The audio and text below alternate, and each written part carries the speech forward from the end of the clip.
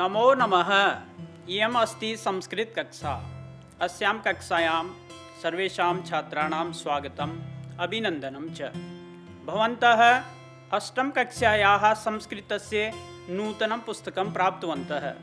किं नाम पुस्तकस्य? किं नाम? वदन्तु भो। सत्यं दीपकम्। आगच्छन्तु अस्य एव पुस्तकस्य एकं पाठम् अद्य वयं पठामः। पाठस्य पठनात् पूर्वं कानिचन चित्राणि पश्यन्तु। अत्र एका पिपीलिका अस्ति। सा भोजनकणं नेतुं प्रयासं करोति, किन्तु सफला न भवति। अरे, अत्र तु अनेकाः पिपीलिकाः आगच्छन्ति। किं करिष्यन्ति ताः?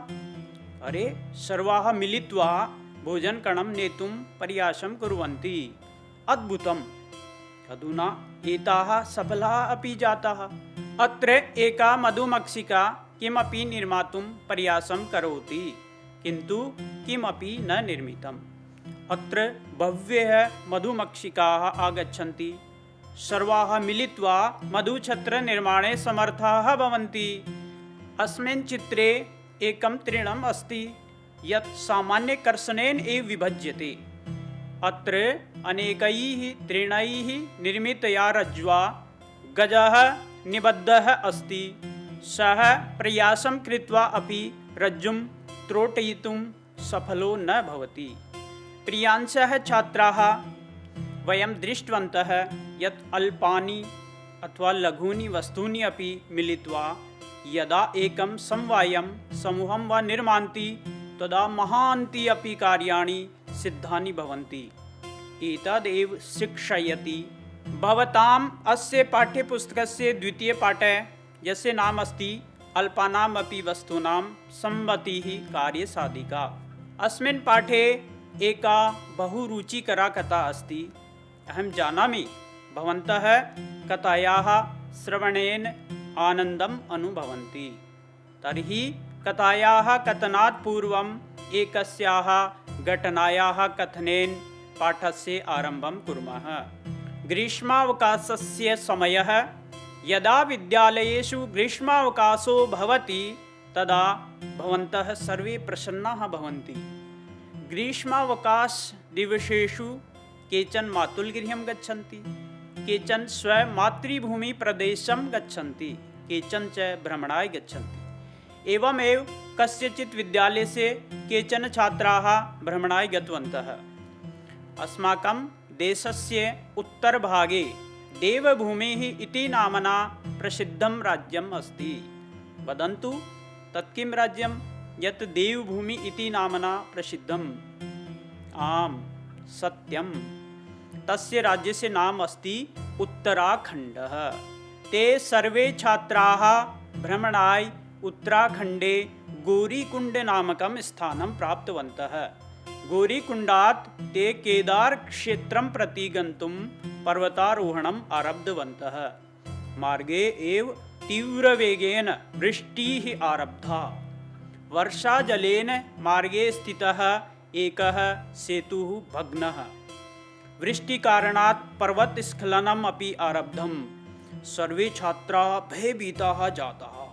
ते ईश्वरं प्रार्थयन्ति, हे भगवन्, अस्मान् रक्ष। तेषां छात्राणाम् एकः नायकः आसीत्। तस्य नाम सुधीरः आसीत्। सः भीतानि स्वमित्राणि एवम् असान्त्वयत्। भोः मित्राणि, धैर्यं धारयन्तु। विपत्तिसमये यदि वयं धैर्येण चिन्तयामः तर्हि कोऽपि तु उपायः मिलिष्यति एव। छात्रेषु एकः दिनेशनामकः छात्रः दुःखेन वदति, अस्मिन् विपत्तिसमये अस्माकं मृत्युः सन्निकटम् अस्ति। इदानीं चिन्तनेन कः उपायः मिलिष्यति? सुधीरः वदति, मित्र, विषादं मा कुरु। यदा वृष्टिः शान्ता भविष्यति, वातावरणं च स्वच्छं भविष्यति, तदा वयं सर्वे मिलित्वा सेतुनिर्माणं करिष्यामः, अग्रे च चलिष्यामः। सुरेशः वदति, एतस्यां कठिनस्थितौ सेतुनिर्माणस्य कार्यम् अत्यन्तं दुस्साध्यम् अस्ति। किम एतत् कार्यं संभवम्? तेषां नायकः सुधीरः वदति, प्रियमित्राणि, यदि वयं सर्वे मिलित्वा कार्यं कुर्मः तर्हि सफलता अवश्यं मिलिष्यति। कपिलनामकः छात्रः अपि शङ्कया पृच्छति, किम् इदं सम्भवम्? नायकः सुधीरः पुनः वदति, निश्चयेन सम्भवति। अस्मिन् प्रसङ्गे एकां कथां श्रावयामि। सर्वे छात्राः कथां श्रोतुम् उत्सुकाः भवन्ति। प्रियांशः छात्राः, छात्राणां दलस्य नायकः सुधीरः छात्रान् एकां कथां श्रावयति। तामेव कथाम् अहं भवतः श्रावयामि। कृपया अवधानेन शृण्वन्तु। कथा एवम् अस्ति। गोदावरी नद्याः तीरे एको विशालः शाल्मलीतरुः अस्ति। तत्र दूरदेशात् पक्षिणः आगत्य निवसन्ति स्म। एकस्मिन् दिवसे एकः व्याधः तत्र आगतवान्। सः तरोः अधः तण्डुलकणान् विकीर्य जालं च प्रसार्य प्रच्छन्नो भूत्वा अतिष्ठत्। तस्मिन् एव समये कपोतानाम् एकः समूहः आकाशमार्गेण गच्छति स्म। तस्य समूहस्य केचन कपोताः वने तण्डुलकणान् दृष्ट्वा लोभाकृष्टा अभवन्। तदा कपोतानां नायकः चित्रग्रीवः तान् कपोतान् अवदत्, हे कपोताः, कृपया विचारयन्तु, अत्र वने तण्डुलकणाः कुतः सम्भवन्ति?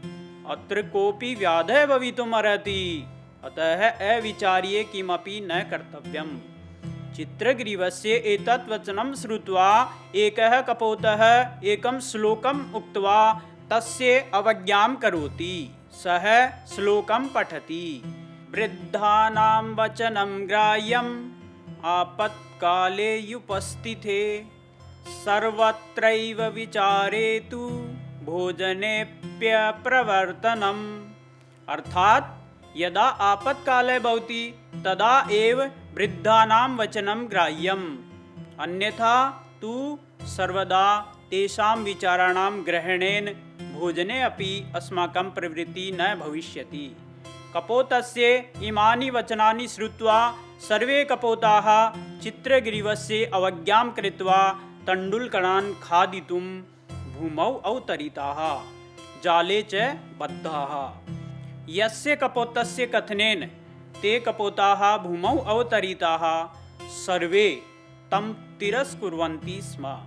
अस्यां स्थितौ कपोतराजः चित्रग्रीवः तस्य कपोतस्य तिरस्कारं कर्तुं कपोतान् निवार्य अवदत्, अस्मिन् आपत्समये कोऽपि उपायः चिन्तनीयः, यतोहि यः आपत्समये उपायं न चिन्तयति, विस्मयमात्रं करोति, सः कापुरुषः भवति।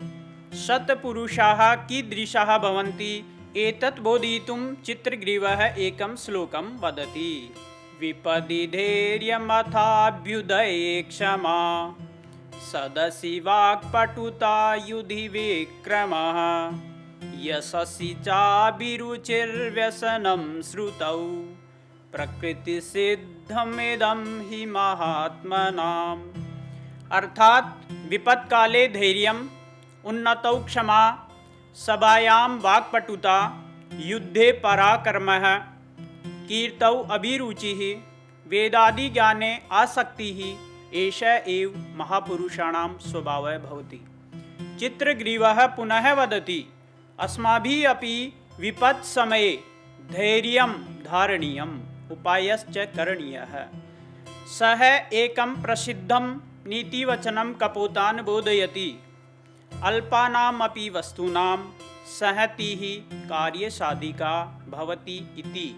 प्रेयांशः छात्राः, एतदेव अस्माकम् अद्यतनस्य पाठस्य नाम अपि अस्ति।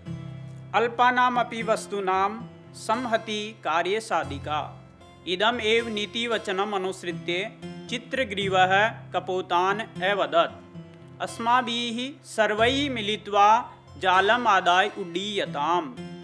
कपोताः तथैव कृतवन्तः। सर्वे मिलित्वा जालम् आदाय उत्पतिताः। विस्मितः व्याधः कपोतान् अनुधावति, किन्तु कपोताः जालं बहु दूरम् अनयन्। यदा ते व्याधस्य दृष्टिपथात् दूरं गतवन्तः तदा व्याधः प्रतिनिवृत्तः।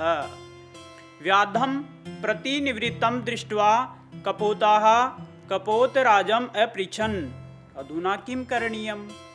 चित्रग्रीवः अवदत् प्रिय कपोताः, गण्डकी नद्याः तटे चित्रवने अस्माकं मित्रं हिरण्यको नाम मूषकराजः निवसति।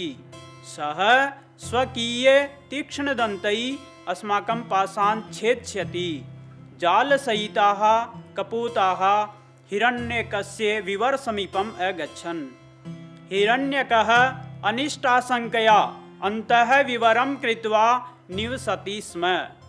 सः आगन्तॄणां कपोतानां समूहं दृष्ट्वा अनिष्टाशङ्कया तूष्णीम् अतिष्ठत्। तदा चित्रग्रीवः हिरण्यकम् आह्वयति।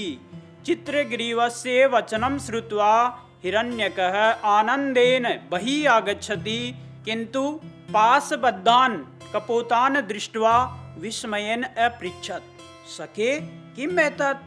चित्रग्रीवः अवदत् सखे एतत् अस्माकं विचारहीनतायाः फलम्। हिरण्यकः चित्रग्रीवस्य बन्धनं छेतुं समीपं गच्छति, किन्तु चित्रग्रीवः तं निवार्य अकथयत् मित्र, प्रथमं मम मित्राणां पाशान् छिन्नतु, पश्चात् मम। चित्रग्रीवस्य एतद् वचनं श्रुत्वा हिरण्यकः हर्षितः सन् अवदत् साधु मित्र साधु, आश्रितवात्सल्येन त्वं त्रैलोक्यस्यापि स्वामित्वं प्राप्तुं योग्योऽसि। अनन्तरं हिरण्यकः स्वकीयतीक्ष्णदन्तैः कपोतानां पाशान् अछिन्नत्। सर्वे कपोताः पाशमुक्ताः अभवन्। ते सर्वे कपोतराजस्य धैर्यं बुद्धिबलं च प्रशंसितवन्तः। एवं कथा समाप्ता। कथायाः समाप्तेः पश्चात् छात्राणां नायकः सुधीरः स्वमित्राणि सम्बोधयति। मित्राणि, यथा कपोताः धैर्यम् अवलम्ब्य संगठिताः भूत्वा स्वरक्षणं कृतवन्तः, तथैव वयमपि संगठिताः भूत्वा आत्मसंरक्षणं कर्तुं शक्नुमः। अधुना वृष्टिरपि समाप्ता।